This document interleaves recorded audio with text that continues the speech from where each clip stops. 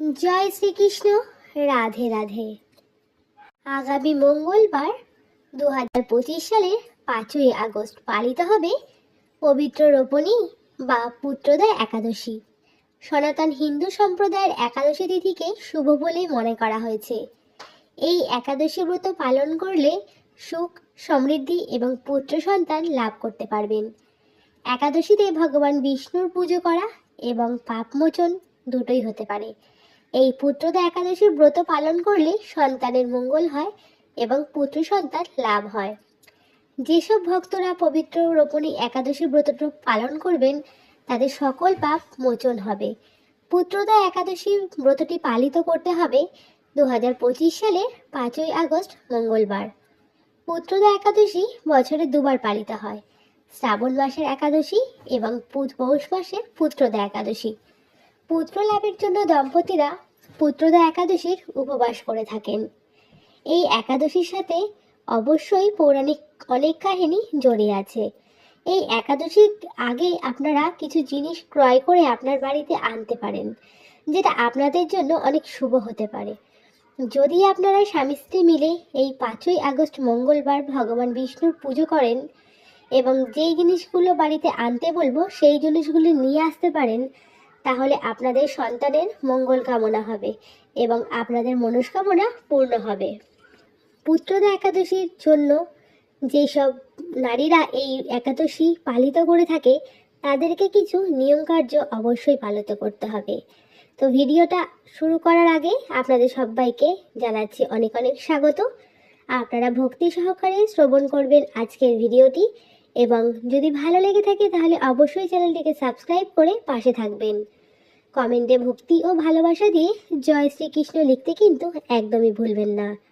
তো বন্ধুরা, মূল পর্বে যাওয়া যাক। শ্রাবণ মাসের এই পুত্রদা একাদশী একটি গুরুত্বপূর্ণ একাদশী, যা শ্রাবণ মাসের শুক্লপক্ষে একাদশীর দিনে পালিত হবে। 5ই আগস্ট মঙ্গলবার এই শুভ দিনে পুত্রদা একাদশীর ব্রতটি পালন করতে হবে। এই দিনে ভগবান বিষ্ণুর পুজো করা হয়ে থাকে। বিশ্বাস করা হয় যে এই ব্রত পালন করে যদি ভগবান বিষ্ণুর সান্নিধ্যে কয়েকটি জিনিস ক্রয় করে এনে অর্পণ করা হয় তাহলে ভগবান বিষ্ণু অত্যন্ত প্রসন্ন হন এবং নিঃসন্তান দম্পতিদের সন্তান লাভ করেন এবং আপনাদের সকল মনস্কামনা পূর্ণ হয়। এটি একটি পবিত্র একাদশী বা পবিত্র রোপণী একাদশী নামে পরিচিত। পুত্র একাদশী মূলত সন্তান লাভের জন্য করা হয়ে থাকে। যারা নিঃসন্তান তারা এই ব্রত অবশ্যই ভগবান বিষ্ণুর কাছে সন্তান কামনা প্রার্থনা করতে পারেন। এই ব্রত পালন করলে সন্তানের দীর্ঘায়ু ও সুস্বাস্থ্য কামনা করা হয়। পুত্রদা একাদশীর দিন বিষ্ণুর পুজো ও উপবাস করলে সমস্ত পাপ থেকে মুক্তি পাওয়া যায় এবং আপনাদের বাধা বিপত্তি কেটে যায়, মোক্ষ লাভ করা যায়। এই ব্রত পালন করলে বাজপেয়ী যজ্ঞের সমান পূর্ণ লাভ করা যায়। এটি সন্তানের দীর্ঘায়ু এবং সুস্বাস্থ্যের জন্য এই পুত্রদা একাদশী ব্রতটি অত্যন্ত গুরুত্বপূর্ণ। এই দিনে বিষ্ণু পুজোর দান ধ্যান করলে সকল মনস্কামনা আপনাদের পূর্ণ হবে। পুত্রদা একাদশী ব্রত সন্তান ধারণের জন্য শ্রেষ্ঠ উপবাস বলে মনে করা হয়েছে।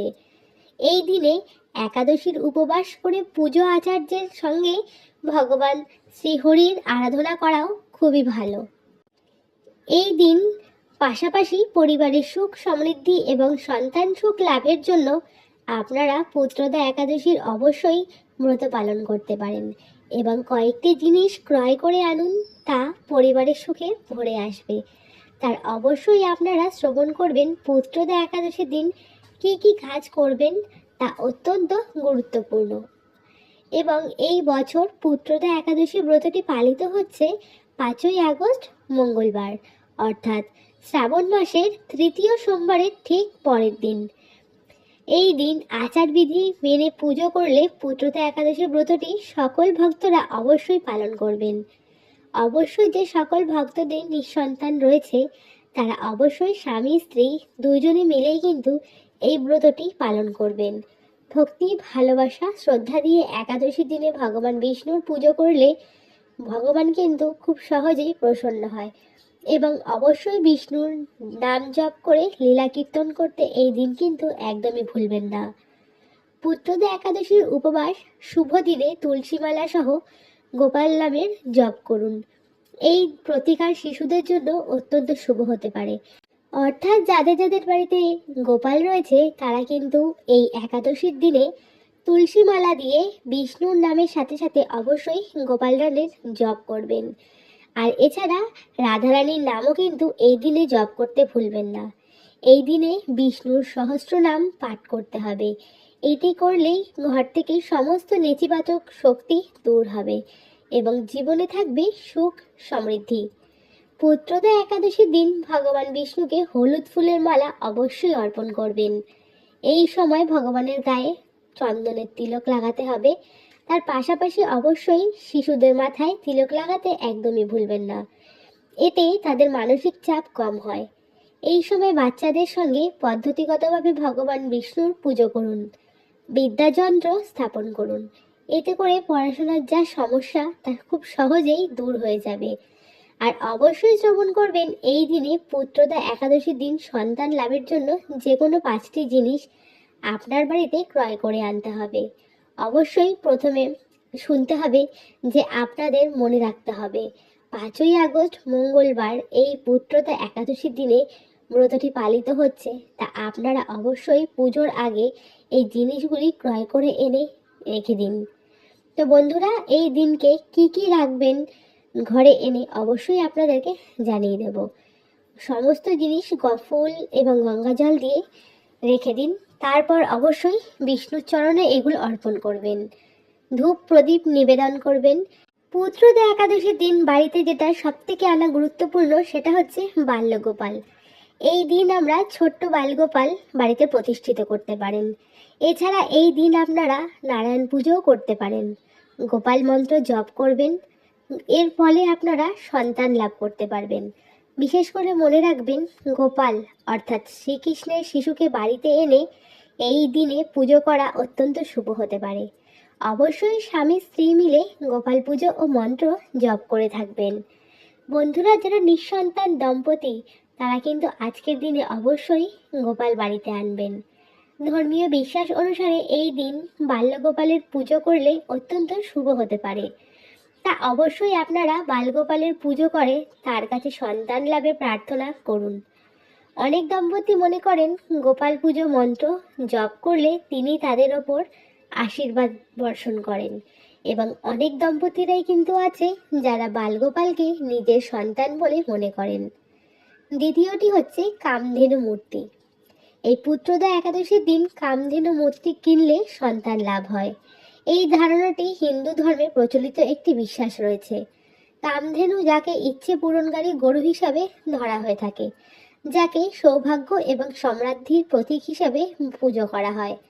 অনেকেই বিশ্বাস করে যে এই পুত্রদা একাদশীর দিন কামধেনুর মূর্তি যদি বাড়িতে এনে পূজা অর্চনা করতে পারেন তা কিন্তু অত্যন্ত শুভ। আপনারা যদি কামধেনু গরুর মূর্তি না আনতে পারেন তাহলে কিন্তু যে কোনো সাদা গরুর ছবি কিংবা মূর্তি কিন্তু আজকের দিনে ঘরে আনতে পারেন। অবশ্যই বিষ্ণু চরণে রেখে কামধেনু মূর্তি বা সাদা গরুর ছবি পুজো করবেন, যা স্বর্গ থেকে এসেছে বলেই কিন্তু মনে করে থাকে। এই বিশ্বাস করা হয় যে এই কামধেনু তার ভক্তদের সমস্ত ইচ্ছা পূরণ করতে পারে। কামধেনু মূর্তি ঘরে রাখলে সম্পদ, সুস্বাস্থ্য এবং সন্তান লাভের আশা করা হয়। কামধেনুকে তার বাছুর অর্থাৎ নন্দিনী সহ পুজো করা শুভ, এবং এটি দেবী লক্ষ্মী, সরস্বতী, দুর্গার আশীর্বাদ নিয়ে কিন্তু আসে। পবিত্র একাদশীর দিনে আপনারা কামধেনু মূর্তিটি এনে বাড়ির উত্তর পূর্ব দিকে রেখে দেবেন। এই দিনে কামধেনু মূর্তির পুজো অবশ্যই করবেন, এবং পুত্রদা একাদশীর দিনে কামধেনু মূর্তি ক্রয় করে এনে অবশ্যই বিষ্ণুর চরণে আগে অর্পণ করবেন। তৃতীয় যে জিনিসটি সেটা হলো শঙ্খ। আজকের দিনে অবশ্যই শঙ্খ আনতে পারেন। শঙ্খ এনে বিষ্ণুর চরণে রাখুন, কারণ বাম হস্তে কিন্তু বিষ্ণুর শঙ্খ বিরাজমান।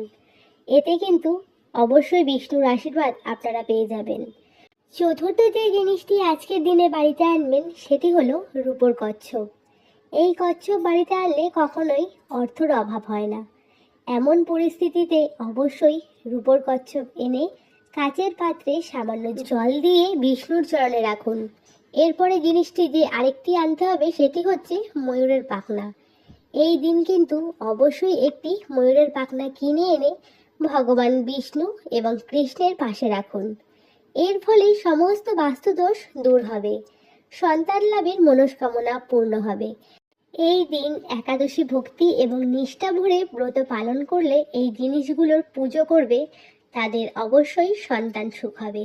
এই 5টি জিনিসের মধ্যে সবথেকে গুরুত্বপূর্ণ যে জিনিসটি সেটি হলো বালগোপাল। অবশ্যই এই পবিত্র একাদশীর দিনে আপনারা বালগোপালের মূর্তি কিন্তু অবশ্যই বাড়িতে আনবেন এবং ফুল, ফল, ধূপ সমস্ত কিছু দিয়ে সুন্দর করে পুজো করবেন।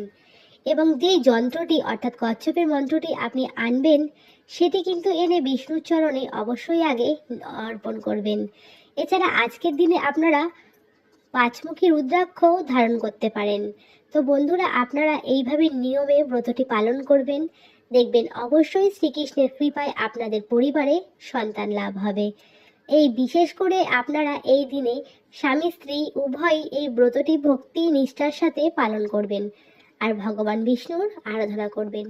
এই পুত্রদা একাদশীর দিন, যেহেতু পুত্রদা একাদশী ব্রত সন্তান লাভের শ্রেষ্ঠ উপোস বলে মনে করা হয়ে থাকে, তাই অবশ্যই সকল ভক্তদের পূর্ণ আচারের সাথে ভগবান হরির আরাধনা করতে হবে।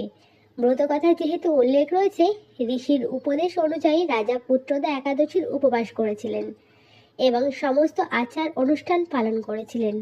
এরপরে কিন্তু তিনি উপবাস ভঙ্গ করে বাড়ি ফিরে আসেন।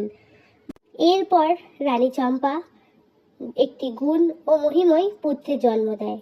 যেহেতু রাজা সুকেতুমানের এই কাহিনীটি এবং ভগবান শ্রীকৃষ্ণের শিক্ষার মাধ্যমেই পুত্রদা একাদশীর গুরুত্ব স্পষ্ট হয়ে উঠেছে, তাই এই দিনটিকে পুত্রদা একাদশী নামেই কিন্তু বলা হয়ে থাকে। তো বন্ধুরা, আজকের দিনে আপনারা অবশ্যই এই কার্যগুলি করে একাদশীর ব্রত পালন করবেন এবং ভগবানের আশীর্বাদ গ্রহণ করবেন।